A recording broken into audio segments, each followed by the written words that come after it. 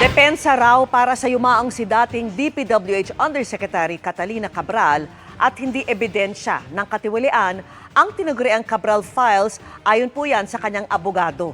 Pero nawawala na ito bago pa ma-turn over sa kanila. Nakatutok si Maki Pulido.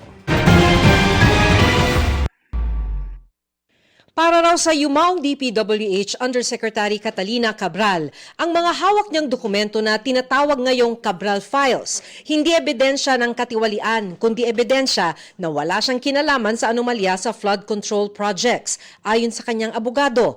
Ito raw ang dahilan, kaya magto-turn over dapat siya ng 6 na kahong puno ng dokumento kina Attorney May de Vinagracia. Pero sabi ng kanyang abogado, hindi raw ito na turn over sa kanila at ngayon nawawala. Those documents would show na talagang she was just really following orders. Coming from Secretary Bonoan, those orders, mga instructions, directing her to vet and review certain projects if it's qualified for funding. Sa Senate Blue Ribbon Committee hearing, itinuro si Cabral ni dating DPWH Undersecretary for Operations, Roberto Bernardo, bilang mastermind ng kickback scheme sa DPWH. Sinabi rin noon ni Bernardo na may kapangyarihan si Cabral na magdagdag, magsingit o magbawas na mga proyektong popondohan sa National Expenditure Program.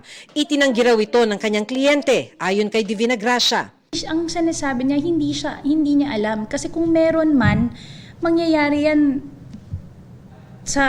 siguro sa awarding or sa implementation, but hindi kasi siya naging she was never a district engineer, she was never a director, kumbaga never siyang naging so hindi niya alam yung nangyayari sa mga district engineering offices and regional offices. Ang merong jurisdiction dito, the person who has supervision and control over these offices are the undersecretaries for operation. Wala rin daw tinanggap na kickback si Cabral. Wala raw mga mansyon si Cabral at simple lang ang buhay ng kanyang 2 anak. I went to their house in Tatalon. Hanggang namatay siya, dun sila nakatira. Kung meron siyang 20 billion, meron siyang house in Forbes, meron siyang house in Corinthians, bakit niya patitirahin doon yung mga anak niya? And you can also verify saan nagtatrabaho yung mga anak niya.